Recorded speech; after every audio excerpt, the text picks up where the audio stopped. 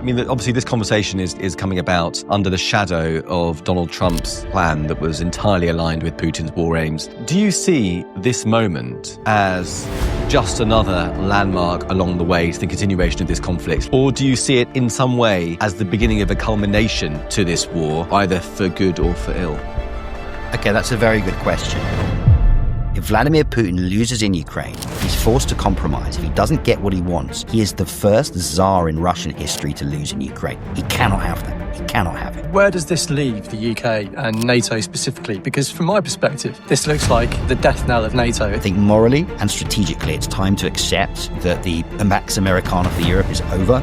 I tell people, and this is not conspiratorial, we've been at war with Russia for about 20 years in very, very different places. We are at the end of an epoch, not an age, not an era, but an epoch. The Pax Americana, the post-Bretton Woods world order is done. Everything is being eroded. If you were advising Zelensky and indeed some of the European leaders, what would you be saying to them today? Hello and welcome to The Brink. I'm Andrew Fox. And I'm Jake Wallace-Simons, and today we're delighted to be joined by David Patrikarakos. He is a foreign correspondent, the foreign correspondent for Unheard, and the special correspondent for the Daily Mail. He also has written 2 books, War in 140 Characters and A Nuclear Iran. And he's here to talk about Ukraine. Before we get into the conversation, please do like, subscribe, follow, comment, and if you're listening on audio, give us 5 stars. So without further ado, we proudly present David Patrikarakos on The Brink. David Patrikarakos, thank you for joining us on The Brink, all the way beaming in from Washington, D.C. Thank you very much, Jake. Delighted to be here and see you both. And feel that I have so much hair. I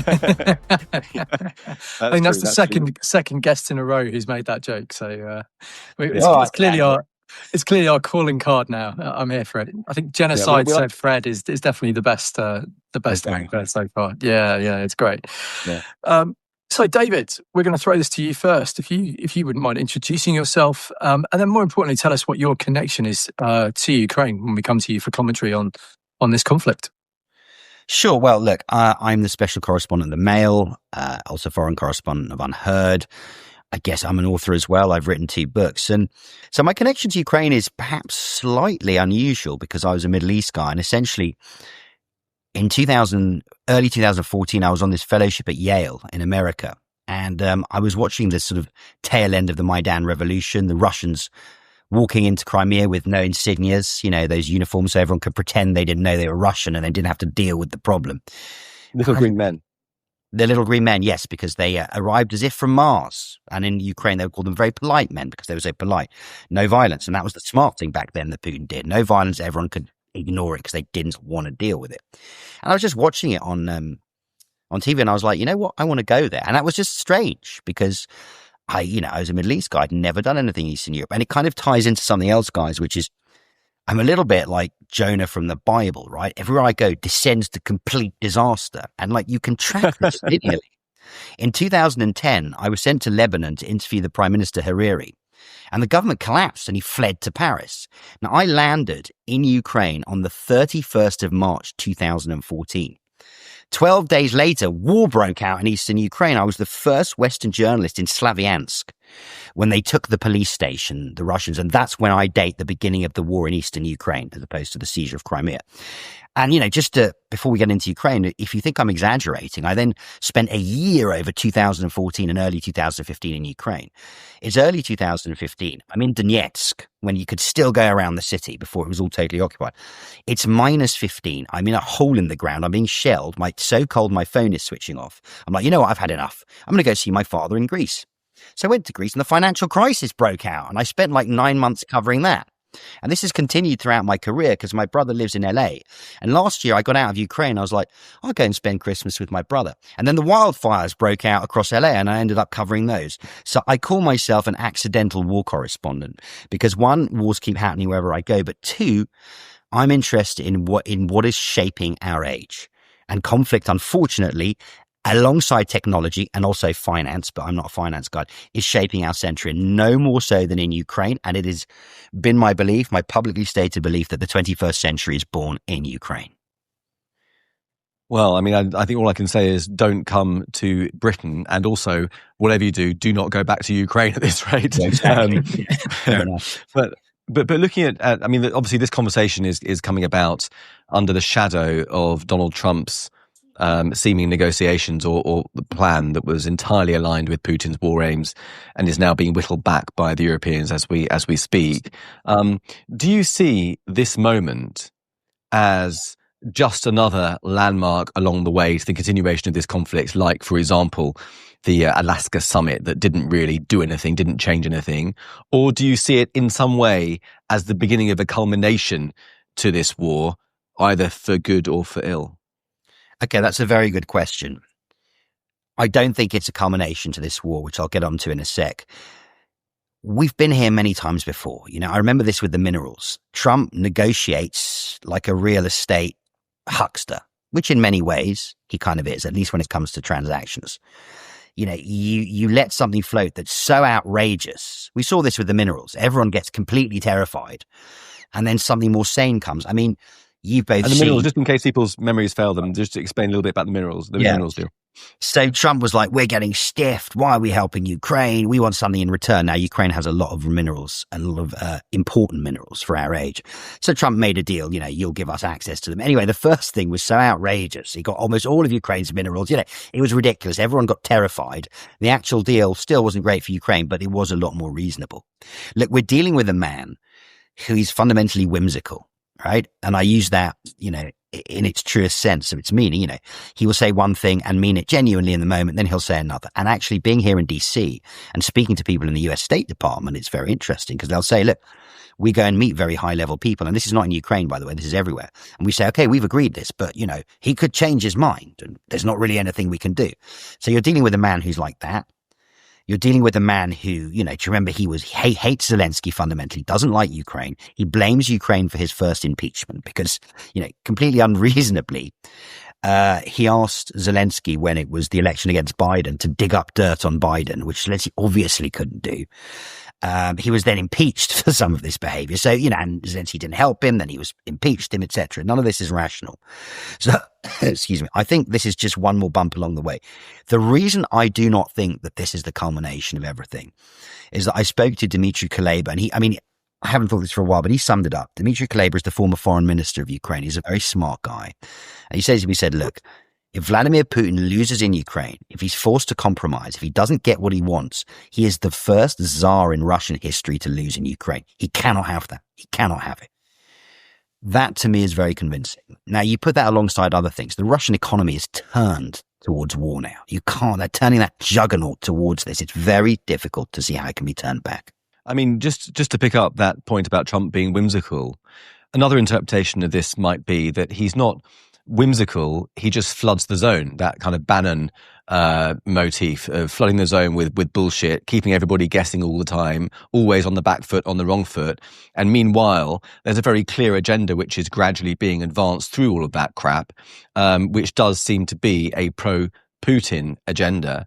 I mean, going back to Alaska, he threatened Putin, saying, bad things will happen if you don't sign up to this. Nothing happened. Everyone thought to themselves, oh, maybe he isn't as pro-Putin as we thought. But what we see inexorably is a pro-Putin agenda being rolled out. A bit like in the other flip side, we'll talk about Israel maybe later on, but in Gaza, for all of his apparent berating of Netanyahu, his agenda has been pro-Israel. We see the flip side of that. So I wonder about his whimsicalness. Isn't it just a tactic rather than a sort of genuine aspect of his nature? I mean, it could be both, right? You can have that kind of personality. I mean, I've spoken to so many people, I'm sure you have, people say Trump will agree with the last person he spoke to. And it's not always on important stuff, sometimes on minor stuff. It's just a personality he has. But I also agree. Look, read Bannon, about all of this stuff. Trump, whatever he is a master communicator, okay? We're talking about a man who is geopolitically illiterate, right? But he has a way of sensing the zeitgeist before anybody else. He's an incredible communicator, which funnily enough, I put down to him watching TV his whole life. It's a very formal communications. Look, I spent a long time, guys, in an Oxbridge Middle East Studies department. And, the stuff that no, you could never have peace in the Middle East. All the orthodoxies. There is a way of saying, guys, that knowledge is the enemy of action. sometimes, when you read books, when you know a lot of stuff, you don't act. Trump is not a tech bro at all, but I want to talk about this. But he has a mentality: move fast, do stuff, break stuff. And that can be very, very effective. So yes, there is a pro-Putin agenda here. It does seem slightly inexorable. But I also think, as well as flooding the zone, he's up and he's down. But yeah, look, I think it's clear, it's obvious. You start with something ridiculous. It may even have been a Russian proposal, right? You've seen people online analyzing the syntax of the sentences. Seems to be translated directly from Russia. And the Russians leaked it early as well. Exactly. So I guess if you're going to advance a pro-Putin agenda, do something so outrageous, and then when you get something vaguely acceptable that still stiffs Ukraine, everyone's delighted. But guys, as you both said, Andrew, you've been saying it for a long time, it's just another wake-up call for Europe. Like, if you will outsource your security to somebody else, this is what you get. Yeah, and that's probably a segue into something we wanted to ask you about, which is, where does this leave the UK and NATO specifically? Because from my perspective, this looks like the death knell of NATO. It's been effectively outsourced as a third party, negotiated away by Trump as if the US weren't members.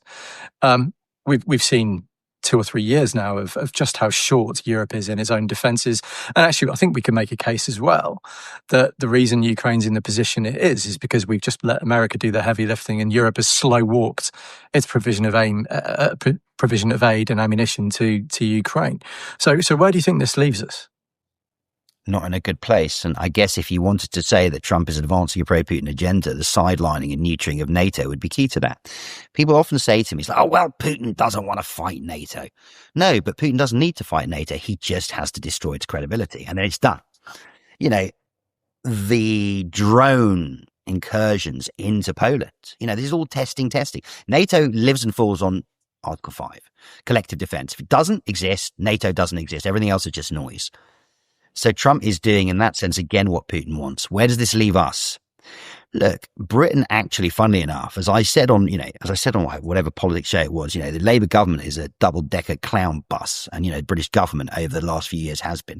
But one thing we've actually been pretty good on is Ukraine. And I know people in government and the previous one, and we've actually done quite a lot on Ukraine. Europe now, as we know, is giving more, actually, than the US. Obviously, they still have the key weapons. Look, we have to take responsibility for our security. A lot of things have come back into fashion. Fukuyama was wrong, the end of history. But one thing that was out of fashion for a long time, but I always said geography, okay? Geography counts, and we cannot escape our geography. The poor Ukrainians, if you have the US, which is the most geographically blessed country in the world, between oceans, with its neighbor is Canada, Ukraine, these poor guys, they sit next to Russia their whole existence. Well, Britain, as much as we are an Anglo, as much as there is an Anglosphere, we are in the European continent. Russia is a problem for us in a way that's never going to be for America. So we've got to sort it out. Now, I personally think that Ukraine, an increasingly destabilized world, offers an opportunity to Britain. We're out of the EU. Now, I'm not going to comment on that for good or for bad, but there's certainly economic benefits we've lost, perhaps, single market or at least, the customs union. But we still, as degraded as we are a military force in Europe. I think that Britain stands well placed, even out of the EU, to take on a leading role in Europe's defense, as it always has, and then perhaps politically to get some kind of benefits from the EU without going back into it. If I was the British government, that's what I'd be doing now, politically. And I think morally and strategically, it's time to accept that the Pax Americana for Europe is over, and to start to do something about, rearming. And that means, by the way, effective governance, because we need some cash. And that's a whole other question. It seems to me to be a really striking juxtaposition that this came out in the same week that we've had a Russian spy ship in British waters that, John Healey, the defense secretary, gave some seriously, make war, not Georgia, kind of drum beating over. We have all these options on the table, military if necessary. But it struck me at the very same time that actually the centre of gravity is far further to the east from that. And if we don't play a significant role, we're going to degrade our relationships in terms of being leaders on the European continent. Germany have announced that huge rearmament package. Poland are already streaking away. Even the French are, outstripping us at the moment. We're in a position where we've degraded our capabilities for so long that actually coming back from that is going to be incredibly challenging.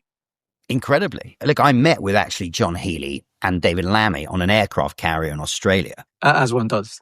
Yeah, as one does. Yeah, no. I met with them on an aircraft carrier in Darwin, Australia. And look, Was it one of our aircraft carriers that can't carry any planes? but there were planes on it, but they wouldn't let me see them. So I was wondering if maybe they were cardboard. They were like, you can take the front, but you can't take a picture from the back. I was like, but why? That doesn't make any sense. They're like, no. So maybe they were just fake ones.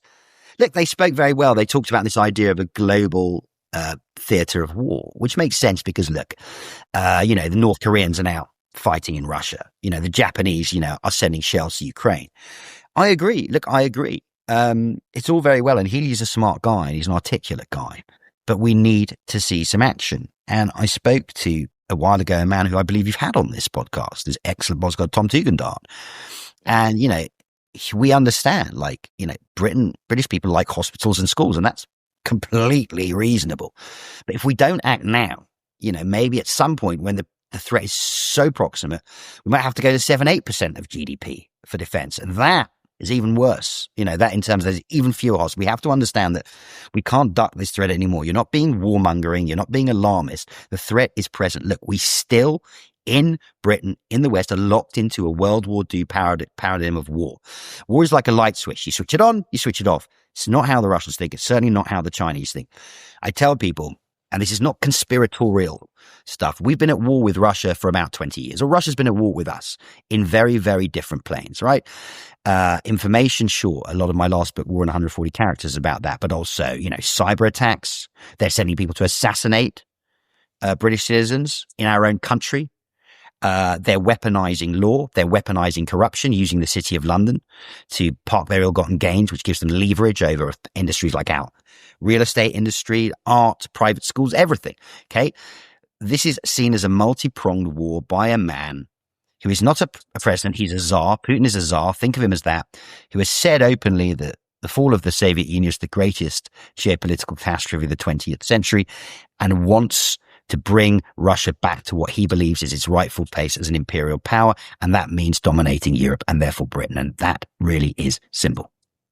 And actually, in a way, it's the reverse of that sentence, Europe and therefore Britain. But he's got a particular thing for Britain, hasn't he? In the Russian mind, Britain is really the epicenter of the enemy. I mean, it was Dmitry Medvedev who said quite recently that Britain was Moscow's eternal enemy. And he said that we need to solve the problem at its root and immediately sink the damned island of Anglo-Saxon dogs, which is just insanity. And meanwhile, if you look back to Munich, World War II, after Munich, after it became clear what Hitler's intentions were, Neville Chamberlain began to rearm Britain and build those fighter aircraft that we needed. It feels like nowadays what we're doing is agreeing to welcome Russia into the G7, making it the G8, and not taking it seriously in the way, as Andrew said, that Germany is, that Poland is, and other countries. We're still sort of in, what Alexandre Kojève called the eternal Sunday. Yeah, I think that's very well put. I mean, Medvedev, bless him, was obviously drunk again. This is the thing about being British, right? We still exist as the bogeyman in everyone's head. Go to Iran. I remember being in Iran back in the day when I could go to Iran. Listening to this Iranian tell me how that Britain was controlling everything and we'd actually manipulated the Americans into taking Baghdad while we got Basra because it was much easier. This kind of lunacy. I mean, in Iran, you both know there is a very famous book called Uncle Napoleon. And it's a young kid about his Uncle Napoleon who blames the British, like he loses his trousers and blames the British. And it's symptomatic of this attitude where perfidious Albion is seen as at the root of everything. Incidentally, I'll tell you something which happened to a friend of mine, a professor of Iranian studies. He used to tell his friends in Iran, look, we honestly don't control everything. Like, honestly, they never believed him. Like a couple of years ago, one called him up and was like, yeah, I've been watching Britain. It really is a terrible, terrible shit show. You're right. You really don't control everything. You don't control Britain. And look, I think this comes down again. You're right. Look, we are closer to the Americans. And I think maybe with Trump in the White House, I'm only speculating here, it's harder for us to to do what France and Germany are doing. Also, there's a lot of Russian money still in Britain, but I think we're changing now. I think we're turning our own tanker here. When we kicked out Abramovich in that wonderfully British way, no fanfare, there was a slight problem with his visa and off he went. Yeah. I think that was a big deal. When we took Chelsea Football Club away from him, that was a big deal. So I'm hopeful that change is coming. The problem is, as you know, this is all about effective leadership. Okay. So I'm not saying France has. Merz seems to be actually pretty good, but every British leader will talk tough, but they don't do anything. And I think we've had a succession of not very impressive leaders. I think the country is in big internal strife.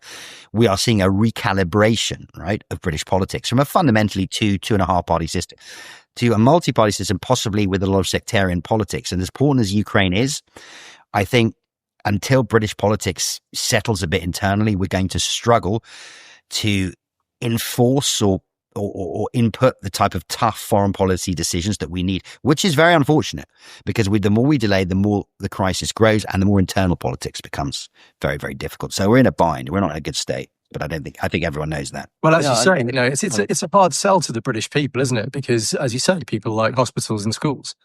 And it's not as if the Russians are going to be lobbing missiles into London anytime soon. So kind of, I think articulating the threat is actually one of the hardest things to do. And we've seen what can happen when you drive a truck full of drones through the Channel Tunnel, or on a ferry, drive them to Heathrow Airport. You could shut down our international airport in half an hour tops. And it's that threat, I think, that people don't seem to understand is such a big deal at the moment. If they're going to commit assassinations on British soil, it is entirely within scope that somebody might attack us in that manner. And I think the amounts of money we'd need to spend to shut down that threat is incredibly challenging. And that's before we even get to the conventional forces who might have to go and fight on our eastern flank in Europe. It strikes me as just an incredibly challenging sell to people who want mum and dad to get their cancer treatment more quickly than they currently do. 100%. I mean, I've thought about this. It's like, what does defeat look like in 2024, 2025? Hitler is not going to Putin is not going to goose step down Piccadilly. It doesn't work like that anymore. But, you can become, totally hemmed in. You can become subject to constant attacks, smaller attacks from drones, what it's seeing now. It sent drones to Poland. It might start striking soon. There's all sorts of things. And there's something I think about a lot, and I'm going to talk about in my next book, which is the way that power is diffused, right? Essentially, the greater you can centralize technology, the greater you centralize power, especially military technology. Just take drones, right? Now, I spent a lot of time on the front line in eastern Ukraine. There's two things I noticed. The first is when I went to the front in 2014, I was surrounded by tough guys, people like Andrew. Not as bright as Andrew, I'm sure, but tough guys like Andrew. 10 years later, I'm on that front line, and these are the killers, right? I know that armies have always had a broad spectrum of people, and I'm surrounded by weedy little guys who are all software engineers because they're all drone pilots. Now, you still need tough guys. I'm not saying that, but they are killers. They're not. There was always weedy guys in the military, but they weren't perhaps necessarily on frontline killers. Some were, but that's what I'm surrounded by, and I'm thinking, well, if you can have a weedy little guy being a software engineer, why can't you have a woman on the front? And I started out for the first time I saw a woman. So I think, if we understand the way that the military threat is growing, it's becoming more pervasive. The second thing is, look, I talk about the centralization of power. It takes to buy a fighter aircraft takes about 50 million minimum, right? To train to fly one takes about 4 years to do it properly. I can buy a drone for $3,000. I can learn to use it at a basic level in 3 days. When I was in Bakhmut, the great battle of, I was with these Ukrainian soldiers. Guy picks up a Mavic. He said, I bought this online. They were 3D printing plastic, it looked like a little rocket, a projectile. They put an explosive on it. If they timed it correctly, they could take out a $6 million T-92 tank.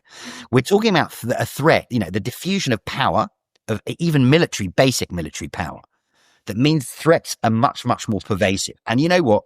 Yes, we might not have to fight the Russians massively, but we're facing threats where, with very, very low barriers to entry, military attacks against us can become very, very serious. Look, how many hundreds of millions did the Americans spend to intercept really cheap $10,000 Houthi projectiles?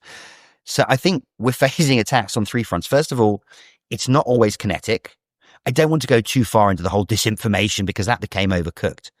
But believe me, the British state has to combat lots of cyber attacks against our infrastructure. We all know this.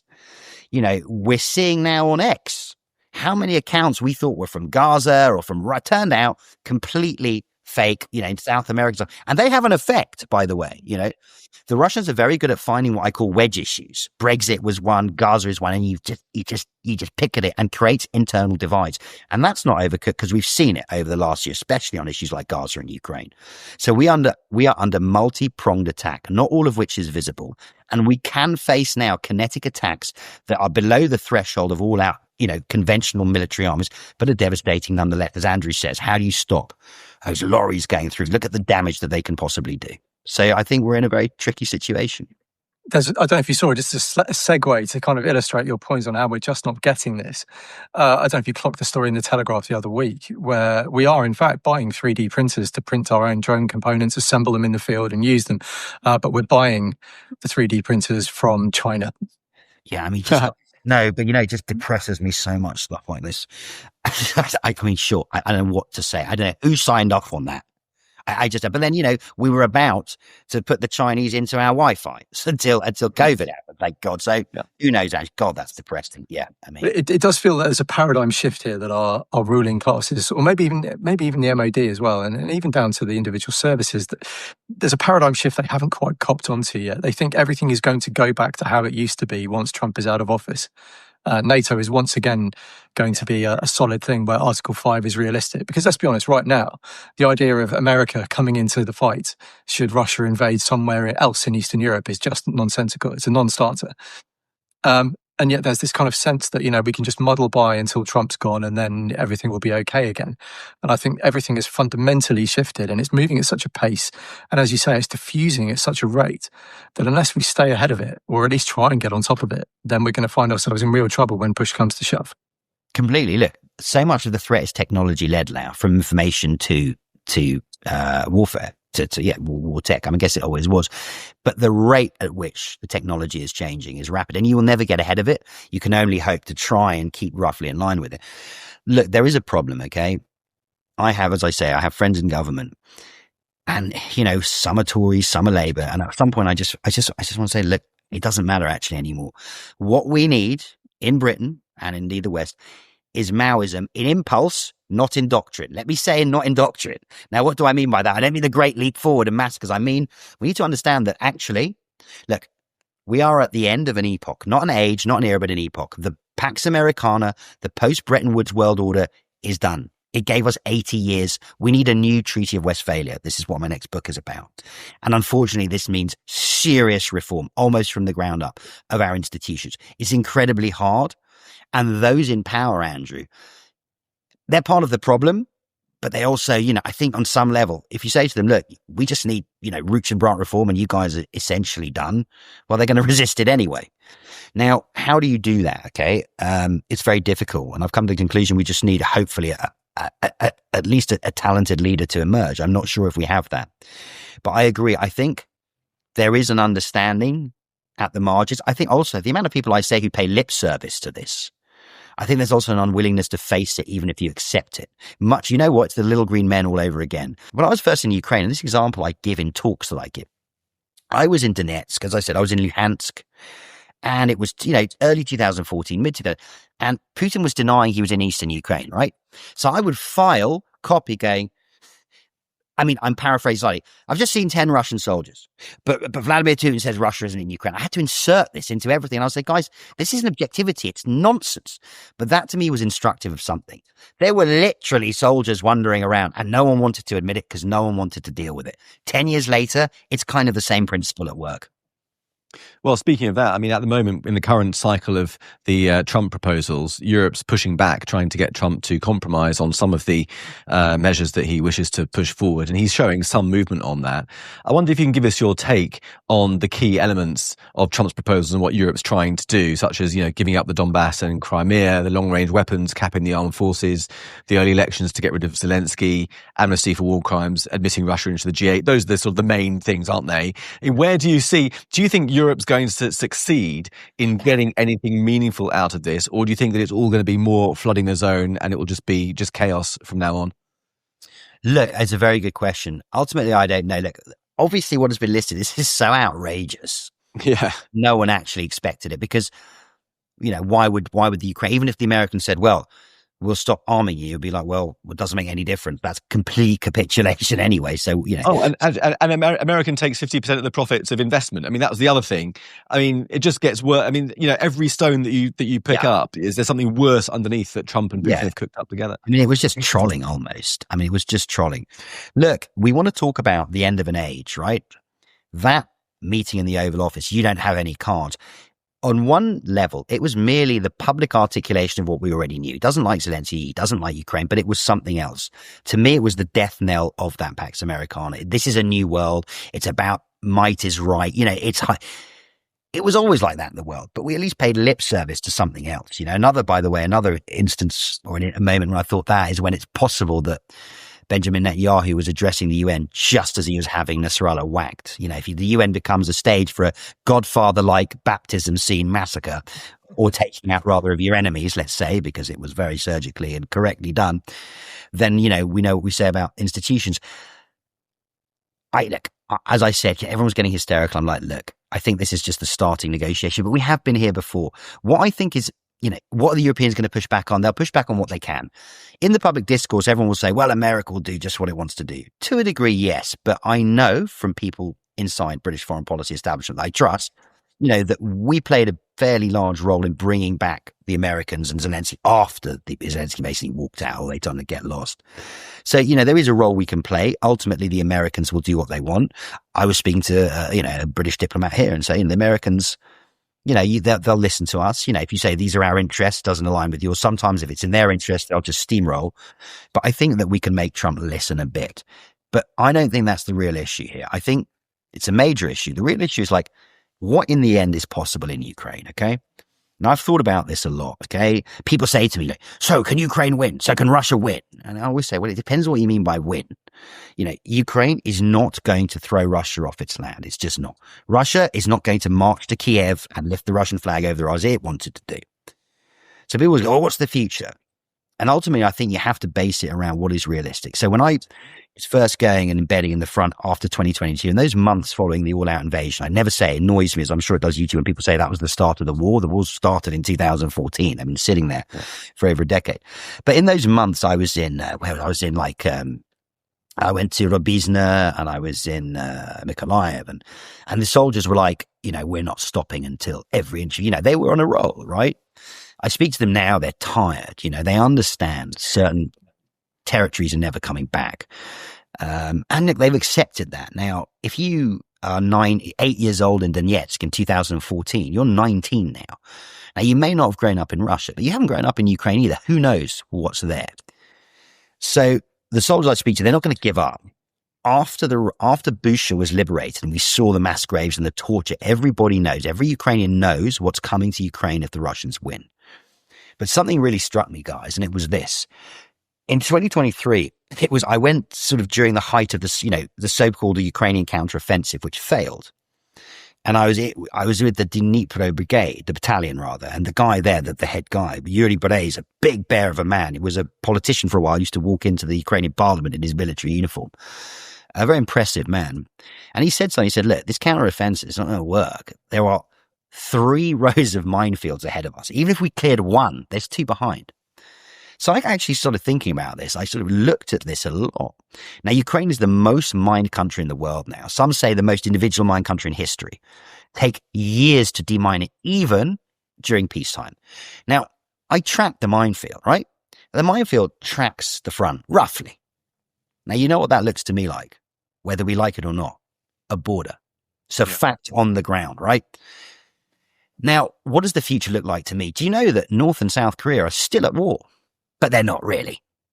Now, it remains politically impermissible, to my mind at least, perhaps if there's real pressure, for Zelensky to publicly give up territory. Look, you don't say, okay, we'll give you Manchester and Leeds. You just don't say it. But what you can do is you can have a ceasefire, and it can hold for 10, 20, 30, 40, 50 years. When I look at that border, that minefield, and I see what I see as a border. So I think for the moment, at least, that's where things stand. Ukraine's not getting a lot of its territory back. Putin's not going to stop. So it means Ukraine still has to remain on, still has to keep fighting, or at least in a position to hold him off. And the longer that goes on, the longer this freezes, the more important the Europeans will become. And, ideally, the less the United States is needed. That's the best case scenario. If the US were, to abandon Ukraine completely tomorrow, and I think he would have problems with that. And let's not forget internal US politics, right? We talked about the problems of British foreign policy, internal British politics. The midterms are not that far off, right? I know a lot of Ukrainians are thinking about that now. If you can hold, and Trump is He's not popular here now at the moment anyway, and the economy's going to get worse.